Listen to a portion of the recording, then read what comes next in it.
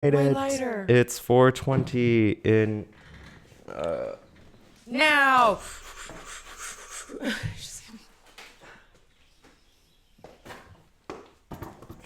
Okay. It's time to smoke. Finally. Today, it's hump day, huh? It's I had Wednesday. to take out 2 more mice from the. I almost said from the fridge. From the pool. You hungry? And then there was another one just on the grass. I'm like, there's all these dead rodents. Oh, I forgot to put the Yeah, 420 celebration. 420. Happy 420, New York. New York, Boston. Florida, Havana, Cuba. Oh, yeah, Whatever is Boston. north of New York. Yeah, like I bet you we go through some Canadian provinces or big cities. Okay, let's react to this video of Hillary endorsing Biden, because Or are we just gonna fall asleep?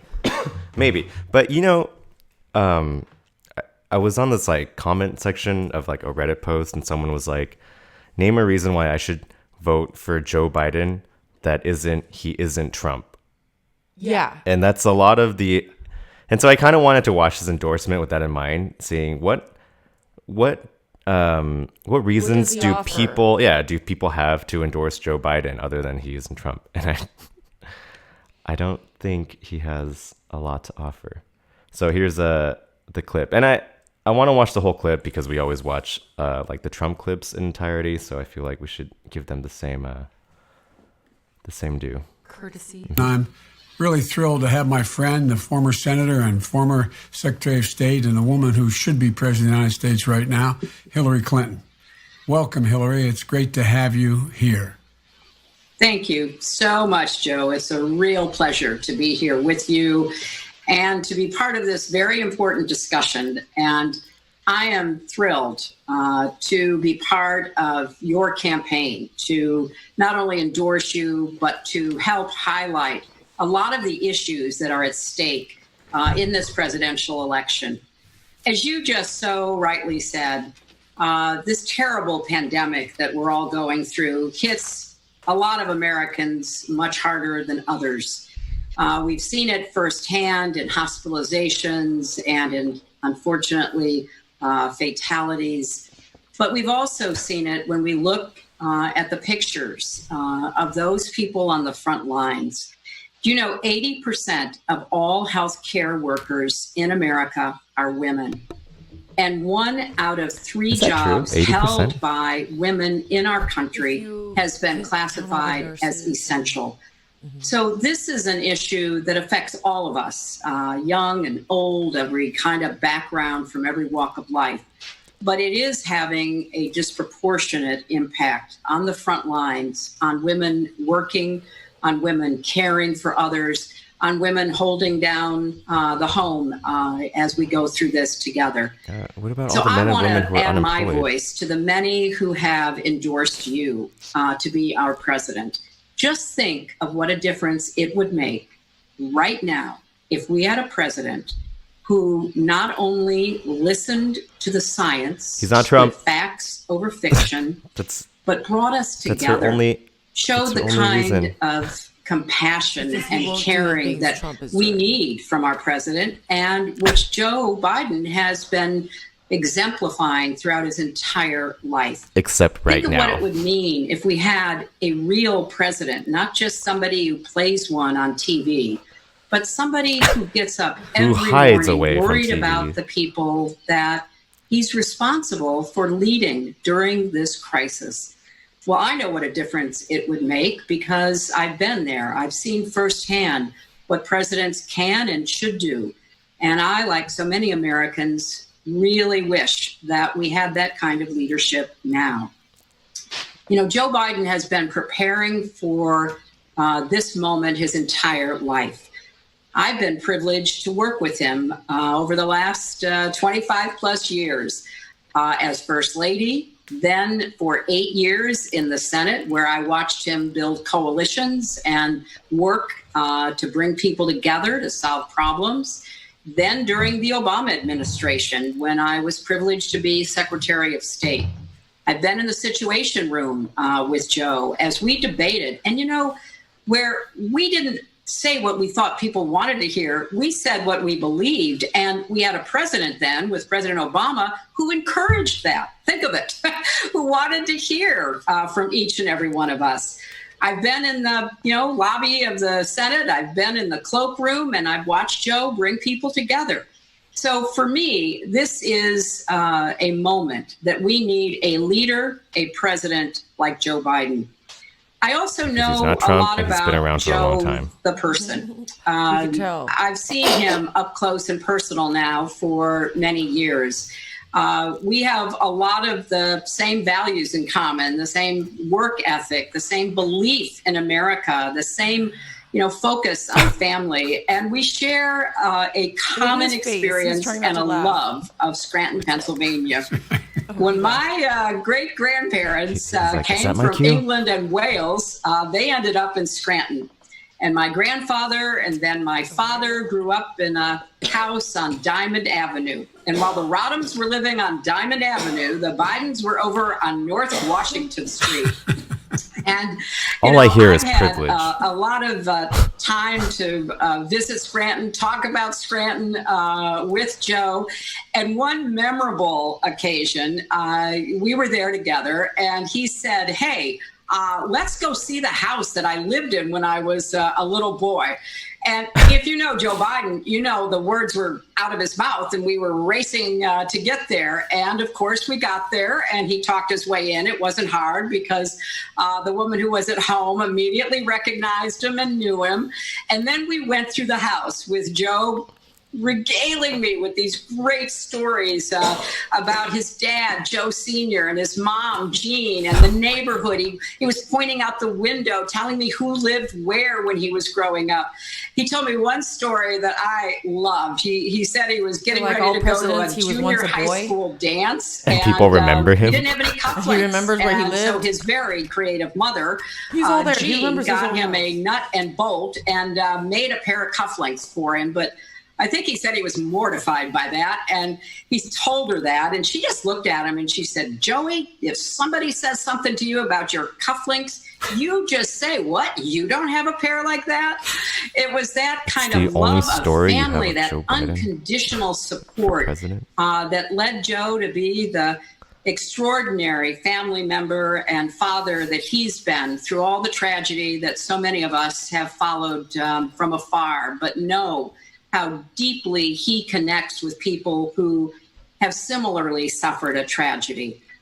When I was Secretary of State and Joe was Vice President, we had a standing date for breakfast on every Tuesday. And I'd go over to the Vice President's house and we'd sit down and we'd kind of talk about the world. We'd talk about what was going on, what the challenges facing us were, what was coming up in the White House, what the next meeting in the Situation Room was going to be.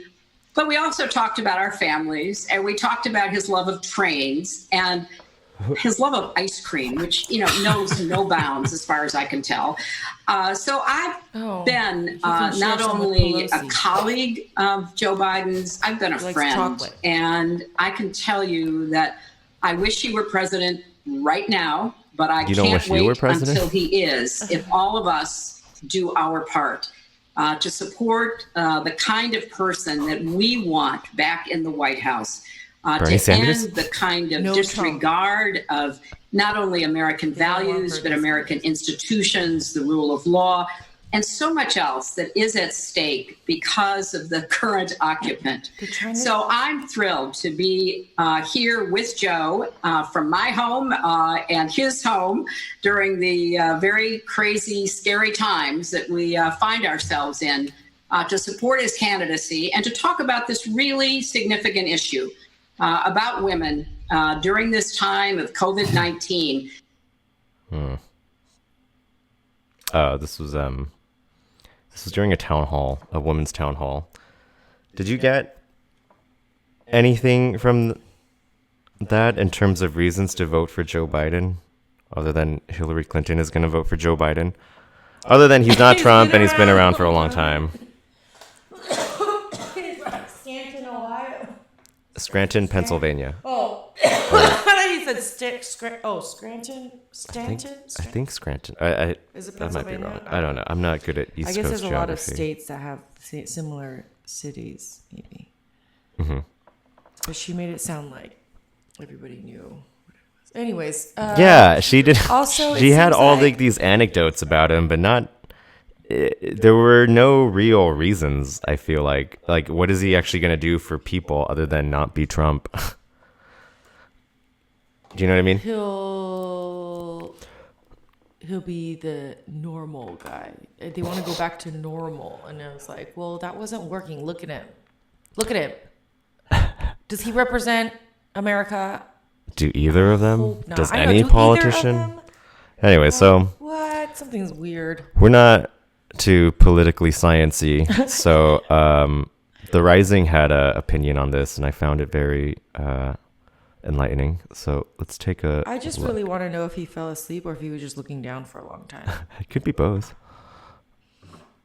You know, Hillary Clinton endorses Joe Biden in the virtual women's town hall on the exact day, right? On the very exact day that he and other Democrats are having to answer questions about the Tara Reade allegations. Yeah, it could too not perfect. be more perfect. She has no response. She was never asked about it. Of course, the participants, all of the questions were planted. It was announced on the very day that Rich McHugh that's released his actually pushing bombshell report women. about the neighbor It's a of women's town Tara hall. and one of her former work associates, both saying that she told them about a similar incident in the 1990s. So many of the potential vice presidential candidates have been asked and have come out on Biden's side. And so much of it is just blatantly hypocritical. It's just so hypocritical given their past statements. I mean, Hillary herself, we have video of her talking about how she should believe all survivors despite, reconciling her longtime friendship with Harvey Weinstein. Let's take a listen. I want to send a message to every survivor of sexual assault. Don't let anyone silence your voice. You have a right to be heard, and you have a right to be believed. We're with you. Oh, What happened, Crystal? Is she with Tara? I don't think so. I mean, Well, Tara's look, only and one let's not vote. forget you bring She's up just Harvey talking to Weinstein. the rest of Let's them. not forget, it took her quite a while after revelations came out against Harvey Weinstein to say anything about that. That was a big story at the time. I don't know if you all recall. Her silence was deafening, and he was just a campaign contributor. Yes. But you recall also, according to Ronan Farrow's reporting, that her spokesperson put pressure on Ronan, saying basically, if you don't kill this story, you're not going to get access to Hillary Clinton. So her commitment to this issue has always been questionable at best. But as you point out, the timing of this could not be more abhorrent / perfect. That on the very day that the news media is finally grappling with, including a lot of liberal feminists as we covered here, who are finally having to say, you know what, this really actually looks pretty bad and is credible, and we have to actually deal with this. On that very day, they have a women's town hall with an endorsement for Hillary Clinton. Now, is any of this surprising? Of course it is not. It is not surprising in the least. As Hillary herself said, Joe is recreating the Hillary coalition. He's doing that very effectively. They're trying to be tactical. I think Stop blowing their cover. that actually sums up why I think people don't like Hillary Clinton. It's not because they don't like. She's I a think sellout. she doesn't do anything until it's like Told for calculative her to do. Yes, a to reason. benefit her, and so that's why she holds off on saying certain things or. And that's people's issue with any politician. Well, that's why I'm like, a lot of them have been lawyers. The more you say, the more trouble you can get into. Unless it's scripted and someone's gone over it. That's why they want to know the questions beforehand. I'm like, these interviews suck. Yeah, They so don't you even think- ask the questions that, like, come on. Well, no, I mean, There's always- they're saying this is just all a deflection against the Tara Reade accusation, like the timing, Yeah. And It's the same. the way they set up a woman's town hall.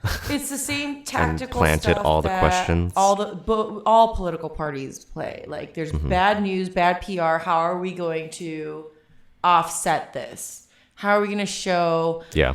Because It's she's a not. game. Hillary's not saying shut her up in those words.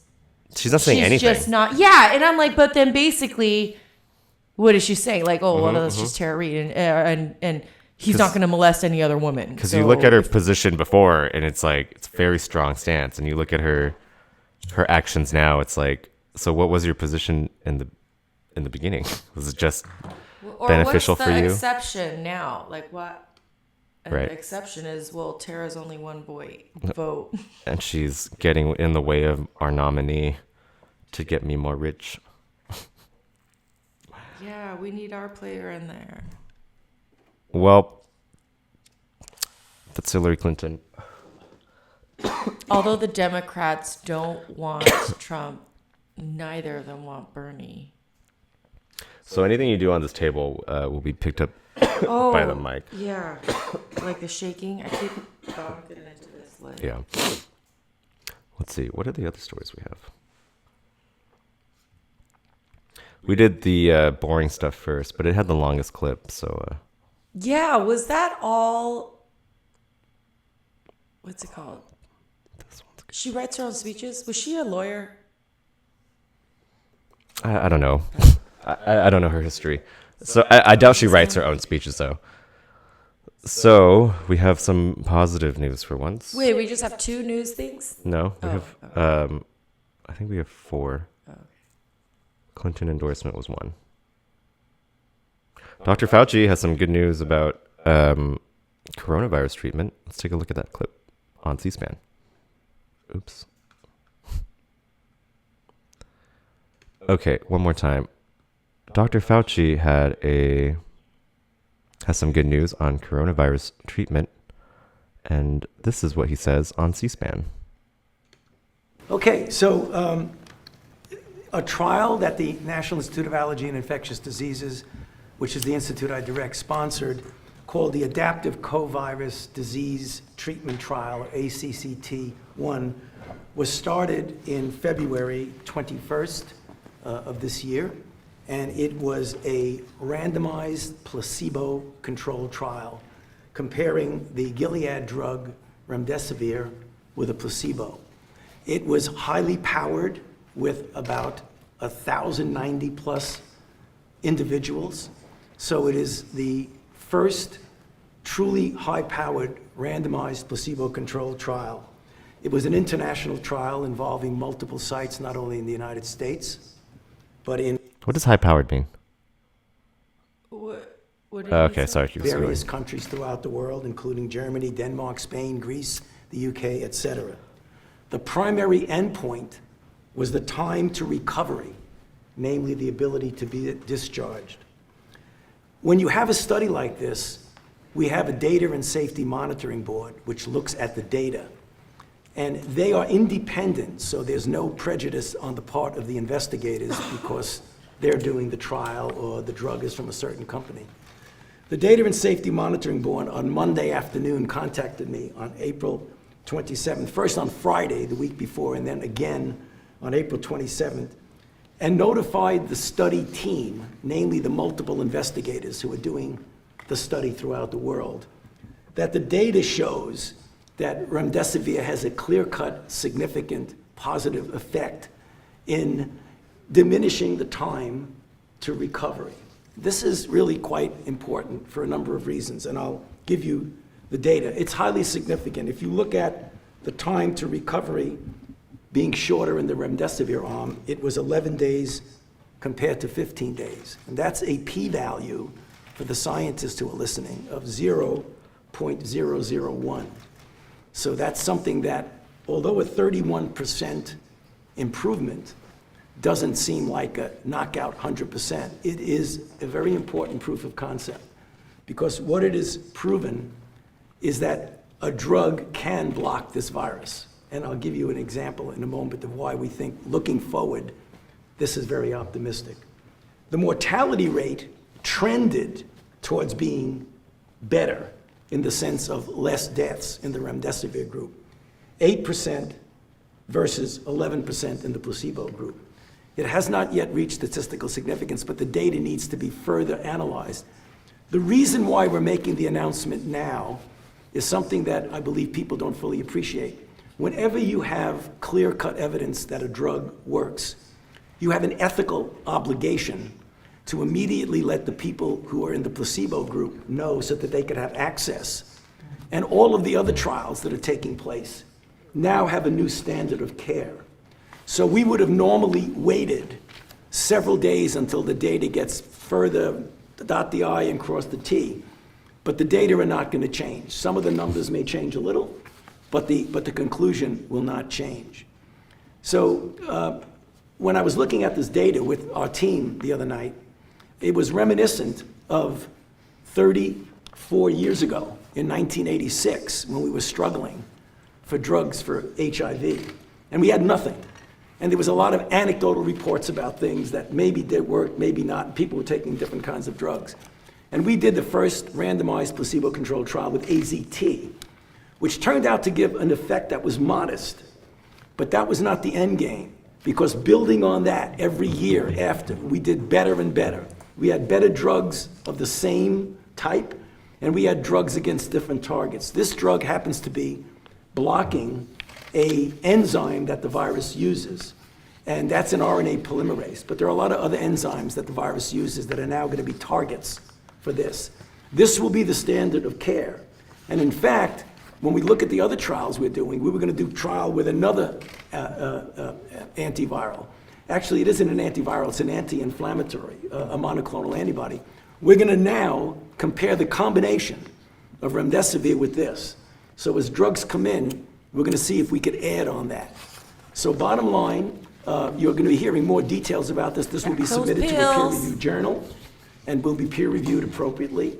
But we think it's really opening the door to the fact that we now have the capability of treating, and I can guarantee you, as more people, more companies, more investigators get involved, it's going to get better and better. So I'll stop there, but I'd be happy to answer any questions. Does that make you more comfortable? Why don't you go first and then you go? Does any of this data change the timeline and the development of a vaccination? No, this has nothing to do with vaccines. This is treatment for people who are already infected. Vaccines is to prevent infection in those who are at risk. Do you have new data on vaccines? No, nothing more than what I continue at the press conferences that we have regularly, keep you up to date, that everything is on track with the phase 1 study. We're in the third part of it. We're going to go into phase 2 in the summer, but nothing has changed than anything I've said when we had press conference. Very cool. Okay, so I haven't looked up a lot, but what I have looked up since we've been watching this, which only makes me have a lot more questions. But I was wondering, I'm like, how come they haven't tried all the antivirals? Do you want to? You know how drugs have classification, so this is an antiviral, but they pledged to make it affordable to everyone, and it's funny because they made that pledge after they rescinded their request for to make this drug an orphan, FDA orphan drug designation, which means anybody can pick it up and start trying trials and using it. Yeah, they said the reason why they announced it so early was because they felt like they had a moral responsibility for the placebo group because their mortality rate was so much higher. This drug was used before in SARS and other stuff. It just wasn't that effective. But well, it's only 31% effective for treatment, meaning where coronavirus usually lasts 15 days, when they take remdesivir, it'll last 11 days. And so he's saying survival rates, right, it's higher. Way, yeah. So, and the whole thing with this is what the data showed was the longer it went, the more gray, like the percentage chance of the patient not surviving was low. Do you think if we get an effective treatment distributed, we can get the economy back to normal before a vaccine is created? It'll be much faster because this has already been tested and they're fast testing treatments over vaccines. I mean, they're trying to push vaccines through fast too, but that one's a lot more complicated. This drug was already being used. It has already been studied and made. Yeah, they right. just couldn't. Yeah, so they don't what have. it was gonna be treated Well, for. he was saying it's promising because it shows that the coronavirus can be blocked, and It could be slowed down. so Yeah. that's why they want to do more research into it. But it's cool. That means there might be two ways to get the economy back to normal. So, speaking of the economy, GDP dropped 4.8%. Do you know what that means? Yeah, like China, when I was asking, okay, how did their effects look? And their first bad quarter was like down 6.7, which they've never, but then we don't know their numbers because apparently someone said, well, they've never gone down since like 50. And I was like, oh, so Yeah. So how much? It must have been much bigger, right? The drop? Bloomberg had a analysis on this. Let's take a look at what they have to say. We got the number. First quarter GDP down by 4.8%, much worse than estimated. No necessarily a surprise there, particularly when you have a non-residential business spending really going to be hurt by the likes of oil and gas that already started to shut down. No doubt all of that going to get worse in the second quarter. Personal consumption off by 7.6%, whopping down 7.6%, almost double of what we had estimated going into this. And inflation pretty much steady as she goes. A core PCE quarter on quarter is just 1.8%, slightly higher, but we're still around that 2%. So inflation clearly nothing to worry about at this point. Mike, that personal consumption number, though, that's pretty terrible. Yeah, it does show that basically we shut down the economy and people stopped spending entirely. We already saw that in the retail sales report where other than grocery stores, nobody spent anything during the month of March. We're still trying to get the release loaded from the BEA. So many people trying to get into that right now that it's hard to get the backup data on all of this. One interesting note, it says that the GDP estimate released today is based on source data that are incomplete, in partly due to the response of people to the coronavirus. In the release, there's a note that said the government stay-at-home orders led to rapid changes in demand as businesses and schools switched to remote work or canceled operations, and consumers canceled, restricted, or redirected their spending. They say the full economic effects of the COVID-19 pandemic cannot be quantified in the GDP estimate for the first quarter because the impacts are generally embedded in source data, can't be pulled out. All right, we've got the full release here now, so let me just take a very quick look here. As you mentioned, we have the 4.8% decline in GDP and personal consumption down 7.6%. Business spending overall, gross private investment down 10.2%. Non-residential business fixed investment looks to be down by 8.8%. So business spending dropping as much, a little bit more actually, than we saw consumer spending drop. And also I wanted to see here if we can get the information on exports. Exports down 8.7%. And imports down 15.3%. I don't have the dollar values right in front of me yet, but it does look like trade going to be a significant negative contribution to this report as well. So a lot of things that went wrong in March being reflected in the data, Alex.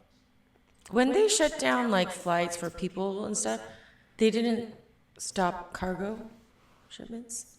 Well, I guess not, because because most of the cargo shipments were ordered like a month or a few months in advance, right? so the delay is a little bad. Right. But then they shut down the Chinese factories. Well, what and they're we get a delay saying, on the stuff coming in.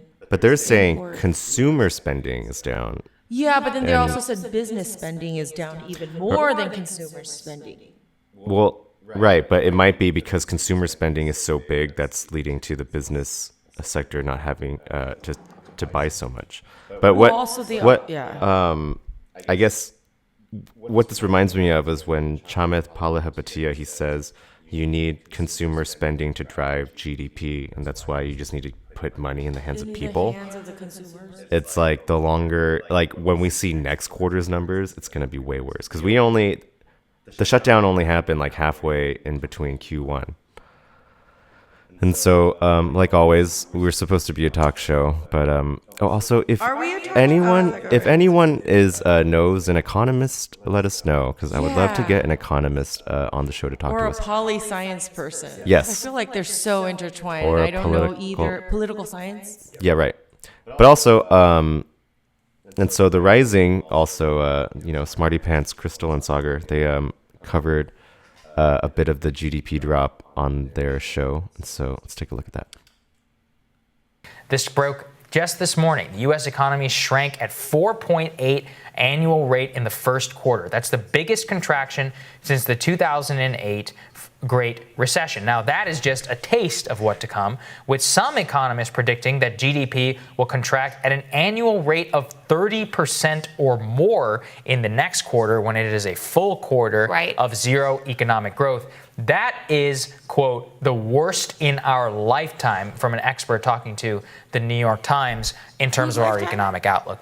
We have never seen economic contraction probably about 35. that is like that before, and it's really worrying So because worse than we don't know that 2008, much about the virus. We can barely test people in America. When are we going to be able to get back to work? I truly don't know. We truly don't know. I mean, we just really don't. And that's the thing is, like, if we think about, okay, this was the first quarter, and you remember back to that time, and we didn't start to have shutdowns until really mid-March was when things sort of got real across the country with massive shutdowns implemented. So that was just like a small portion of the first quarter. You can only imagine what the next quarter is going to look like. And look, another massive question mark is how quickly, once we do get the tests, once we do figure, get this thing under control and the infection rate really going down and all of those things, how quickly will the economy actually get back to normal? How quickly are people going to resume their old habits, if they resume their old habits? I mean, I would not be surprised if there are certain changes that are permanent, frankly. How quickly, look, if you've been fired, if you've been laid off, are you going to be rehired instantly? No, probably not. Oftentimes, and this is what we saw in the Great Recession, companies use this as an opportunity to let go of all kinds of people, and they don't bring them back. They use it as an excuse, basically, to cut down on their labor costs, and they don't necessarily bring people back. So I think we're looking at a long recovery is certainly what it looks like to me. And yeah, this is just the beginning of getting a sense of how deep and how much pain we really are in. One of the other things that I realized too is because workers, as we've discussed extensively on this show, are really on the front lines of this crisis. Like, working class people are the essential workers. Many of them are frontline healthcare workers. And in our culture, they've been so invisibilized, like they don't exist in our cultural imagination. They don't have representation here in this town, that I think for people who are on the more affluent side, I'm not even sure that they're in touch with how much deep economic pain really exists right now in the country. These are just numbers on a page to most people. They go, oh, wow, that's terrible. They don't know anybody in their social circle who's lost their job. They don't know anybody who is really suffering like this. And more importantly, if they do, this might be the first time that somebody that they know might have been affected. Right. A lot of people live this way all the time, in boom times. And that's what we cover so much on this show, which is that, you have 45 or something percent of the population, which is a blown tire away from bankruptcy. Right. Literally. And don't have health insurance, and don't have so many of the attendant things that a lot of people take for granted. You're right, they are invisible to a lot of people in Washington, and they're going to become very visible if something like this continues to go on. Yeah, where are they going to hide us all? So they're saying their estimates that the annual contraction for GDP will be upwards of 30%. So we saw 4.8% in one quarter, but that's about half the quarter because of the shutdown happened. Yeah, the shutdown happened at the end of March. So we're probably going to see 1/6 of the time. We're probably going to be seeing like 8% or 7% quarter over quarter. Oh, it's going to get bad. Well, and it's just started. It's like the recession officially started. If you weren't looking at any other metrics other than like GDP, which is weird because the markets are going up, so everyone is. Yeah, I was like, how is it that some people are saying we're not in a recession? I was like, what is their definition? Because the Dow, it's probably like the Dow or the NASDAQ. It's like the stock market. The unemployment numbers didn't tick anyone off. Like, how is that not a bigger thing of like? That's what I'm saying. It's jump's like so big that's like, okay, different- here we go. Like, oh, I guess they're like, okay, now here's the starting point. That's like 0 to 1. different people are looking at different indicators, and Oh yeah, I listened to GDP that is a podcast. hard I one watched that to. podcast. Yeah, GDP is a hard one to ignore. Gross. What is it called? Gross domestic product. Production. Which I'm like, isn't that directly coordinated? It's coordinated with labor and Work. Yeah, the work. output So, and spending. And so that's if why, all those people got unemployed, yeah, they're not where are they spending. going to have the money to? Well, yeah, That's what I'm like. How is they're that not. They the don't have any first money to ticker? spend, and that's why Or- business spending is down, and that's why billionaire Chamet Palihapitiya. I wish I had that clip. I should cut it. Yeah, we should get in Said contact with him. consumer spending should drive GDP. I know he's too big for us. He's a billionaire. Who cares, dude? He's trying to invest in smart companies. He's like, this shit's about to crash and That's burn, true. guys. That's true. We If it have all a good falls idea. apart, nothing's valuable. We should make a pitch. We should make a video pitching for him. We'll be like, just watch this video, and It's like we'll have our smart slides ones are right here. like, why- It'll be good. Yeah. Otherwise, why would he have? Why would he still be such a voice on Bitcoin and stuff? Because I feel like that's a risky thing when you're a good investor. When you're like You know, you'd be drop it. surprised. The community is very big in the Bay. Oh, for cryptocurrencies. Yeah. And oh. There's a lot of. I've been to a lot of networking events. Like more. Like I can't even go to all of them. There's too many. Oh, That's what I'm saying. It's like it's huge so up there. Goes hand in hand with the technology. We now are. It's so sad. Our hardware is more more futuristic than the software. Like how backwards is that? Mm-hmm. So people can't recognize the power of a simple thing they carry around all day because they just think they've gone from it being just a telephone, and then there's not a lot of software that like really even allows us to. We can do so much. Like Right. like- And I think but- that's why Silicon Valley is a unique place, because there's like a big community of investors willing to take on and willing to understand that the money. early stage startups that have these ideas to unpack that potential, the computer, and the to hardware bring has. more value to what they're already invested in. Because they're invested in something like Bitcoin that is so lot- early in its stages that they need, and they know that there's something that's missing. All of the We'll get Satoshi to drain his account. all Like, of the successful companies, I would argue, after in the 2000s, have just been software companies like MySpace, Uber, Airbnb, Amazon. Arguably, it's just. I mean, they do distribution. I mean, they have more than just software. Yeah, well, so I think Amazon got really big because a So- lot of old investors couldn't understand the product being made. Well, It's so- hard to sell them on a product for like data or tech. Right. you know, So when- I think when the internet came out, that's when hardware took over software, and software was just playing catch up ever since. And then the internet got put on our phones, and it's unpacking even more of that. Like, look at the video. No, I feel like hardware was way behind until the internet came out. consumers- That's what I'm saying. I think the Oh, internet okay. unpacked the potential of hardware because you didn't have to be stuck with the hardware you had. Yeah, you weren't And stuck then always trying to software put was together playing your own catch up. computer or Because Google was made, and then Amazon, and then Netflix, and then Yeah, you know, and then it's all now of these so- huge internet companies, software companies, because of the internet. So when do you think that? So that's always been the case historically. That No. I think you're right. it's There was a harder that- shift where we were creating hardware to be We had the software and the ideas to do what we wanted. Yes. Right. We had imagination that hardware couldn't keep up with. Now we have hardware that our And- ideas can't keep up with. Yeah. I'm like, wait, what? Let's move to Africa. We can start with wireless everything over there. That's what Elon Musk is doing. His Starlink satellites. Oh, he's going back home. Well, I don't know if he's going back home, but he's giving everyone Wi-Fi. And if you have Wi-Fi, you can literally live anywhere. It's perfect in any place where you're not restricted by the laws of like existing infrastructure, which is so old school. Yeah, But- that's what I'm saying. Airships are the future. Underground. You just Go made my underground. argument for me. No, that's well. Okay, so we did these three. I guess we can do this one. Let's try to do this one before 420. Oh yeah. I'm not smoking anything. So North Korea's new leader is Kim Jong-un's sister, They didn't Kim declare Yo-jong. it.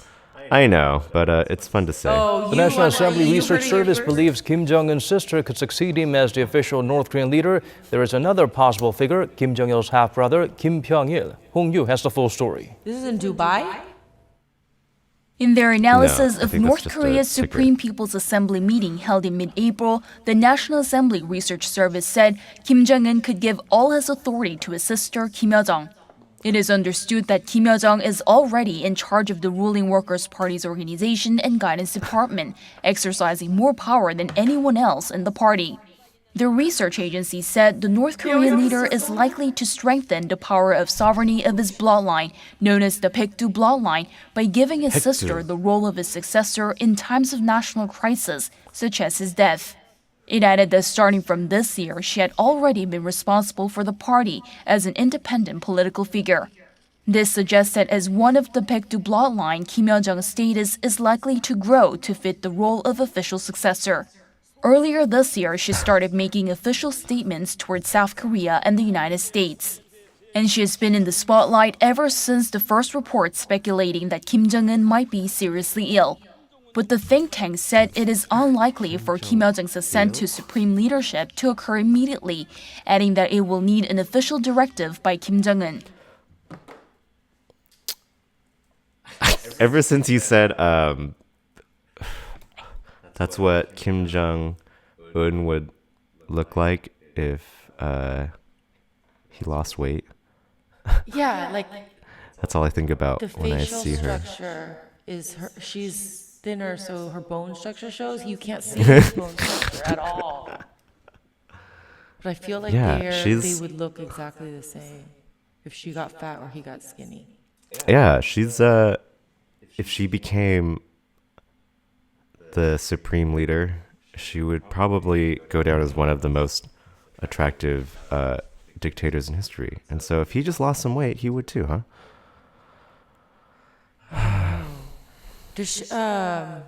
Well, anyway, so the question is, who is Kim Yo-jong, right? Let's take a look at this clip. It explains it very well.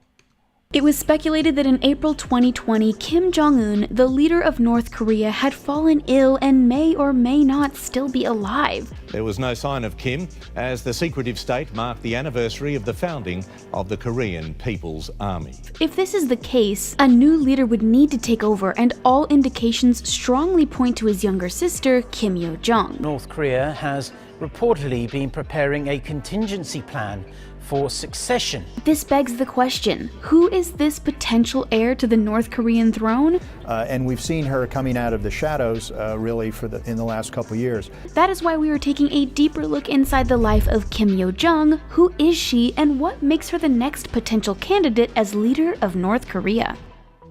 Her early years. So much of Kim Yo-jong's life is a mystery, especially her early years. We know she is the youngest of 5 children and that her father was Kim Jong-il, the former leader of North Korea. According to the US Treasury Department, Kim Yo-jong was born on September 26, 1987, but South Korea's intelligence indicates she was born in 1989. Little is also known about her childhood except that at the age of 9, she was sent off to Switzerland to study alongside her brother, Kim Jong-un. There they lived in an apartment with their uncle and aunt, and the pair had a private chef and a team of trained bodyguards. Yo-jong even had an alias, Pak Mi-hyung, while she attended school there. It was said that Yo-jong's time was very isolating, and her father would send over North Korean music for her to listen to so that she would feel more at home. After their studies, Kim Jong-un eventually became ruler of North Korea, and Kim Yo-jong continued her studies at Pyongyang University in computer science. Nice. Personal life. If you thought Kim Yo-jong's early life was secretive and lacking in details, well, the same can be said about her personal life today. Yo-jong is said to be married and has a child, possibly even two. We do know her husband is Cho Sung, the son of the government official Cho Ryong-hae, and the couple met in university and were married in January 2015. There were rumors of her being pregnant in both 2015 and 2018, but her child or children have never been seen in the public eye. She has like a Scientologist First life. public appearance. Kim Yo-jong's life has been so private that her first official appearance in the public eye was only in 2011 at her father Kim Jong-il's funeral. And it was only in 2014 that she was spotted working alongside her brother. It is said that she made her sort of debut politically in the eyes of the media in North Korea when she stepped out with Kim Jong-un during elections for the Supreme People's Assembly. Since then, she can often be seen in the background at almost any and all public events her brother attends, and is considered a sort of chief of staff to Kim Jong-un. In other words, she's the one who watches his back. And for anyone to get to her brother, they've got to go through her first. Professional life. Before becoming her brother's right-hand woman, Kim Yo-jong graduated university and quickly climbed her way up the political ranks. She eventually became the vice department director of the Workers' Party of Korea's Propaganda and Agitation Department, and was even named as a member of the WPK Politburo, the country's highest political assembly. Yo-jong had been groomed by her paternal aunt, Kim Kyung-hui, and mirrored herself after her aunt's own professional work achievements. Kyung-hui, in fact, was the personal assistant to her brother, Kim Jong-il, during his reign as the North Korean leader. It would only make sense that Yo-jong followed suit in her aunt's footsteps and has become her brother's right hand and personal aide as well. Kim Jong-un's personal aide. Kim Yo-jong is considered the gatekeeper of her brother's appearances and security, as well as controlling her brother's image and persona to take on a more likable demeanor in the public eye. She has used her role as vice director to create a cult of personality around her brother that includes presenting him as a benevolent, accessible leader modeled on his grandfather and North Korea's founder, Kim Il-sung. In fact, she is said to be the inspiration behind her brother's visits to theme parks, schools, and the homes of ordinary people, and even his unlikely friendship with the former NBA star Dennis Rodman. Furthermore, not only does she work on her brother's image, but also has been seen at his side in more political events, such as recent talks with President Trump in 2018 and 2019. It is reported that after the two sides abruptly ended negotiations in Vietnam in February of 2019, Kim Jong-un blamed his sister for the failure and had her removed from Politburo. However, he reinstated her in April of 2020. The 2018 Winter Olympics.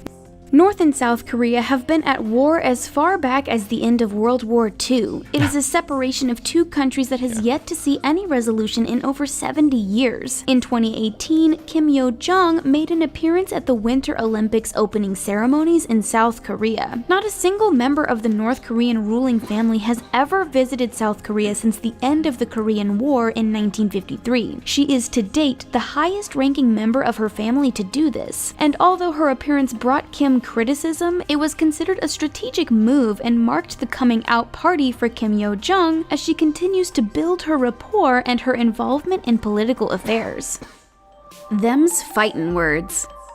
As Yo-jong has been steadily building her rapport in the public and political eye of North Korea, she has also made it apparent that she is not one to be reckoned with. After her appearance at the 2018 Olympics was seen as a positive move between possible new resolutions between the two countries, Yo-jong seems to have taken on a much stronger and harsher stance in recent months. After a missile test was performed in March of 2020, South Korea expressed a fearful concern over the testing. The potential new leader, in her first ever political statement, compared South Korea's complaints as a frightened dog barking. She chastised the neighboring country and even was quoted as saying, "Such incoherent assertion and actions only magnify our distrust, hatred, and scorn for the South side as a whole." It is quite an extreme position coming from someone just 2 years earlier who made a diplomatic appearance in South Korea.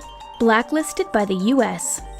Although Kim's harsh statements are indeed a direct hit to the South Korean government, actions always speak louder than words. The North Korean family has been known for its harsh leadership, and in the case of Kim Yo-jong and her brother, it looks as though much of their actions have already gotten them blacklisted by the US Department of Treasury back in 2017, along with 6 other North Korean officials and 2 entities. If you thought they were just talking shop, there is much that they have done to merit them this blacklist. The department was quoted as saying the Kims were placed on the list for serious human rights abuses and censorship activities, and further stating the North Korean regime also implements rigid censorship policies and conceals its inhumane and oppressive behavior. We'll just leave it at that. Her Pike 2 bloodline. When it comes to the question who will replace Kim Jong-un after he passes, one large influence that helps his sister's chances of becoming ruler of North Korea is the fact that she is part of the Pike 2 bloodline, a 3-generation lineage of North Korean leadership descending from the country's first leader, Kim Il-sung, dating back as far as 1948. The Kim dynasty is comparable to a royal family, and it is said that this bloodline of people are not even viewed or portrayed as being human-like, but are seen as gods to the people of North Korea. That's a pretty powerful status of genealogy, and you just can't get any better than that. She is the most ideal candidate.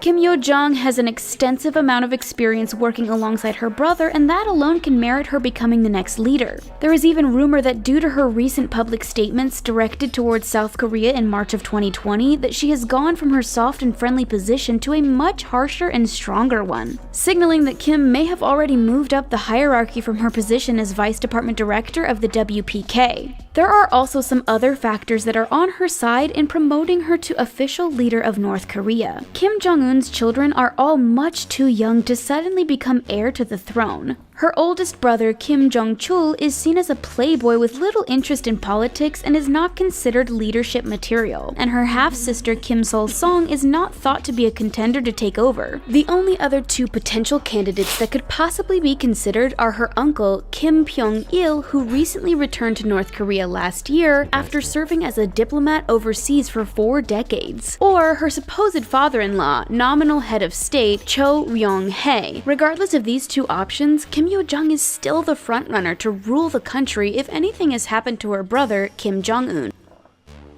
A female leader. One of the biggest possible deterrents to Yo-jong becoming the leader of North Korea is her gender. Even though Kim is the most obvious choice, in a country mainly controlled by men, being a woman could pose as an issue for the potential heiress. It could possibly prevent her from becoming the next leader. North Korea is known to be one of the most male chauvinistic societies and is the least gender-diverse country in the world. The majority of its members of parliament are older men, and although the country's constitution states women are accorded an equal social status and rights with men, this male-dominant leadership may oppose the idea of a young woman ruling over them. Too young to lead.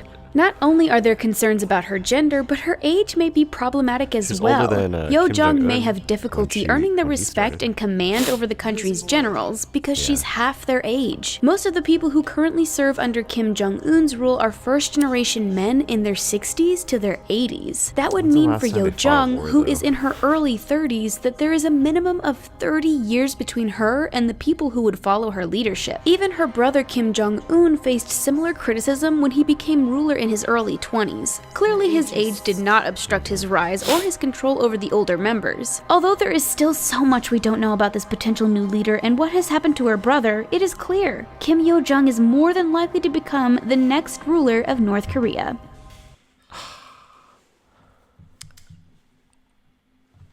Well, do you think she's part of the straight up arm club? Hillary Clinton of North Korea. Pelosi? No. I don't know if she gets ousted by a less competent man. Just kidding. I have no idea. That would be crazy. Well, who would oust her because it's a bloodline thing? Yeah. She has the only she has like the number 1 spot to be next in line. Mm-hmm. And she seems very smart. She has the same education as Kim Jong-un. She has computer science degree from Queen Elizabeth. Maybe yeah, she outlives. She lives to like 110. She's 30 now, so she would be in charge for 80 years. I saw this post on Reddit about a 101-year-old lady who was born on a ship during the Spanish flu pandemic. Oh yeah. And she got COVID and she survived. So, wow, that's pretty. It's incredible. What an incredible life. I know. Only- Started and ended with the pandemic. Well, it didn't end, but I mean, she's. Someone take out that lady. I'm just kidding. Make it poetic. This is, it's a bookend, like bookends. Yeah, no one likes sloppy endings. Just kidding, sloppy jokes. Let's see. What are those? Oh, this is just my downloaded photo. Oh, I thought they were like stoner videos you can watch. Oh, we can't watch like movies and stuff, huh? No, that's why I try to find like obscure stuff on YouTube. Maybe we'll just do that really quick. Okay, let's go back to this. I know, so. View. Actually, okay, let me try to look it up really quick. Because then we can watch something and smoke.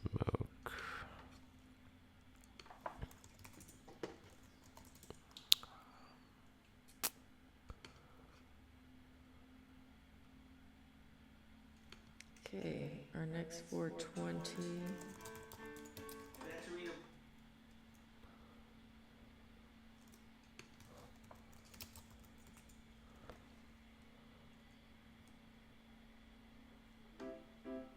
Oops.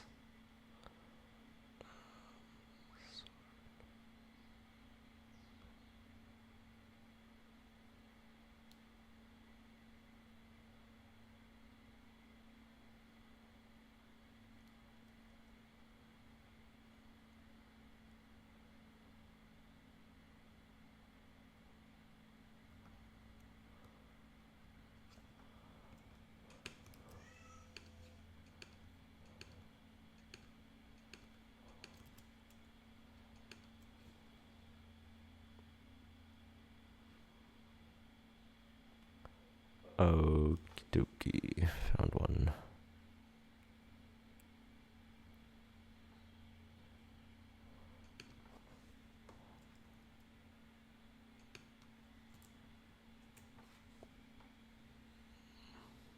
Okay, pretty good.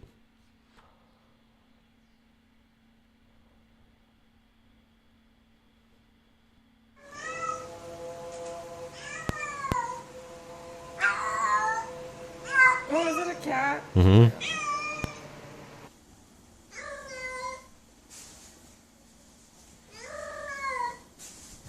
Oh, I can't say this. Sucks.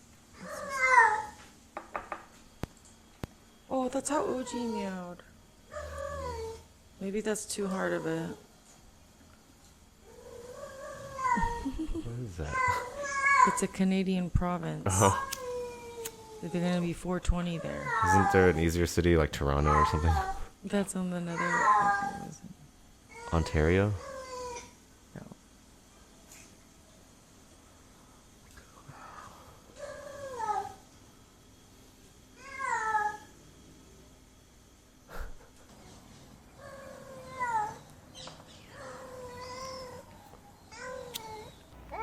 Manitoba? What's in Manitoba? These cats! They're so cute!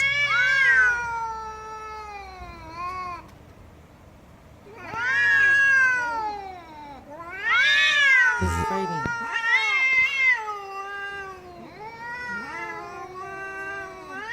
That was stressful.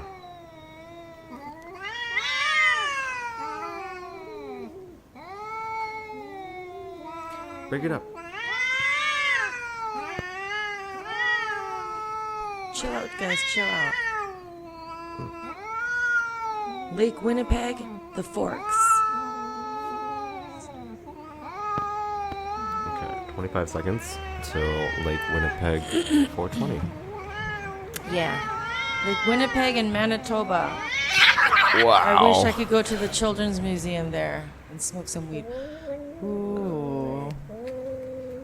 None of them's backing down. I see a person there too. 5, 4, 3, 2, 1. Happy 420. We made it, guys.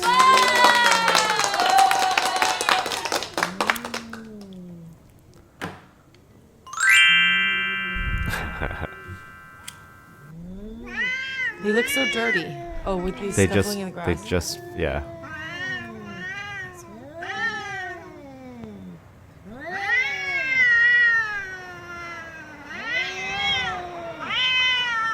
Look, he's like yelling in his face.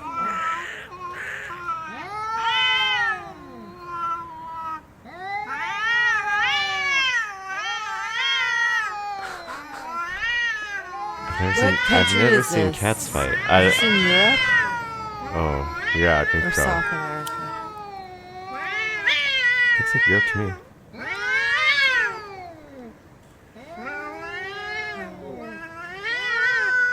Do they live next to each other? Is that what? Yeah, I think they're like fighting over the same territory.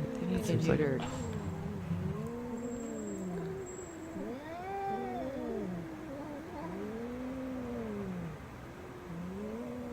It's better than reality TV. He's so cute. This is reality TV. What do you mean? Oh, you mean with people like? Mm-hmm. That's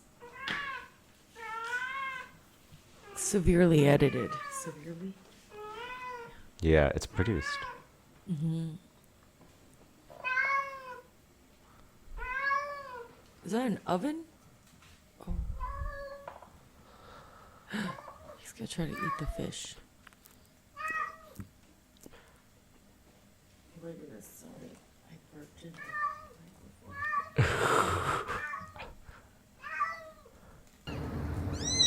Oh my god! Those kittens look new.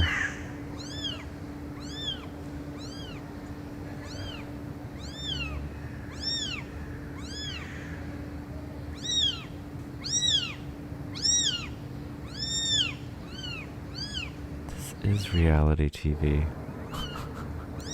It's like a nature channel and reality TV all in one. She must be moving them. She wouldn't leave them out. Yeah, she must live there. Or, I don't know. Yeah, but even then, she would want to put them in a box or something. They sound like birds.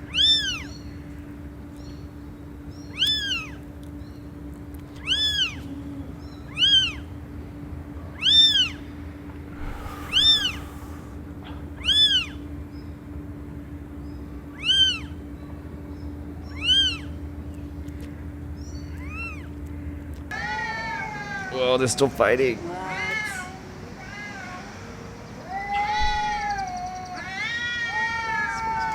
Maybe they spend a lot of their time doing that.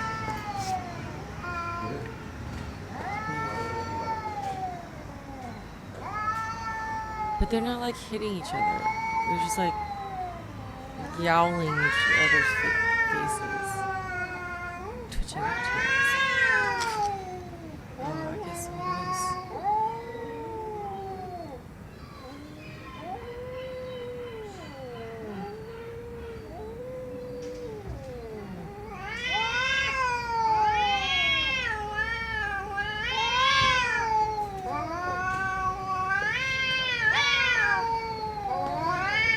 Maybe. Oh, I'm like, someone's getting on his motorcycle. On the cat's motorcycle?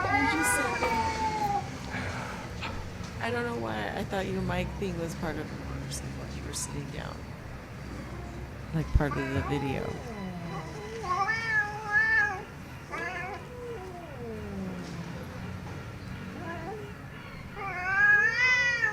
It's like a magic trick. Put your invisible cape away. My invisibility cloak. Your baby blanket. Because look how small it is.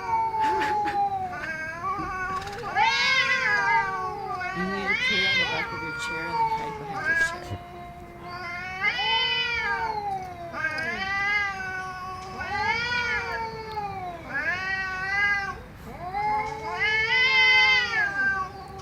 We should get a blanket and call it our, what is the Harry Potter one called? Invisibility cloak? Try it.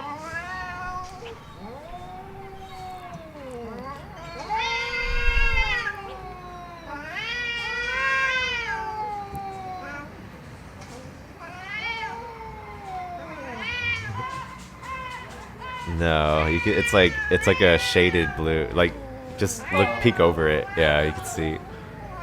Because I adjusted it for this green. That's too blue. Wow. Yeah. It's fun. Wait, you have to put this down. Okay.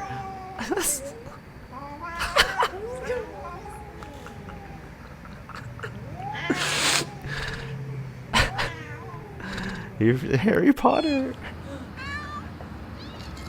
Yeah, I guess that's like talking head. Yeah, it'll be useful when we do the. It'll be useful when we do the thumbnails. Yeah. That's funny. Yeah, if you need to pass anything. Oh, thank you.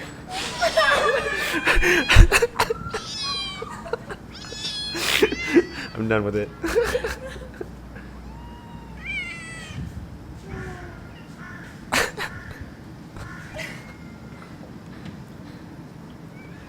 If John Mulaney can joke about it, we can joke about it. There's a lot, shit ton of people who joke about it. You can always tell who's actually done it. Are these kittens fighting? No, there's a lot of people who've just seen it and been exposed to it. Just like don't you? Whoa.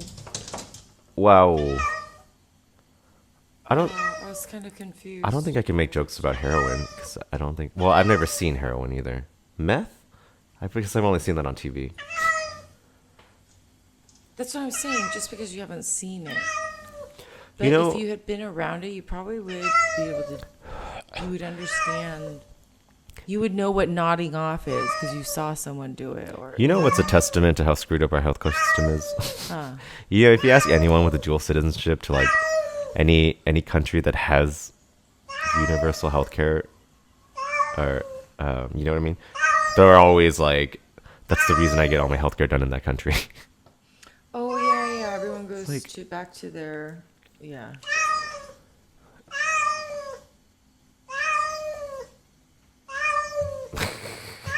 So our current healthcare. Sounds like our healthcare is pretty. It's indefensible at this point. There's tags on it. We should just cut them off. I want to be a bobby head. Ooh. I need a bigger one. I know, that's what I'm saying. We should just go to the store and get something that color. And we can take that.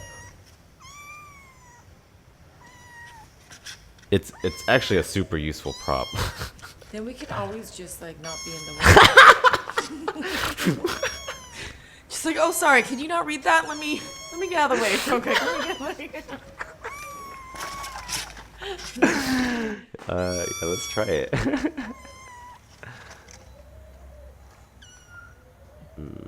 Let's see.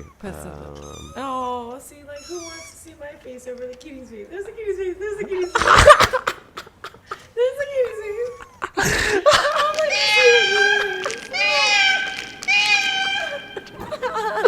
Why is it so funny?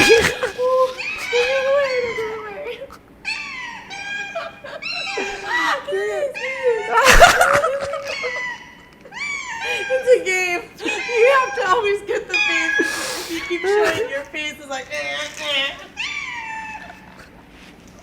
Come on. Oh, kitty's bunghole. Kitty's bunghole. Oh no. Okay. It's a good spot to end this episode. I guess you're looking for watch back. Thanks for tuning in, everyone. And remember, if you don't have buds, we're your buds. Take care.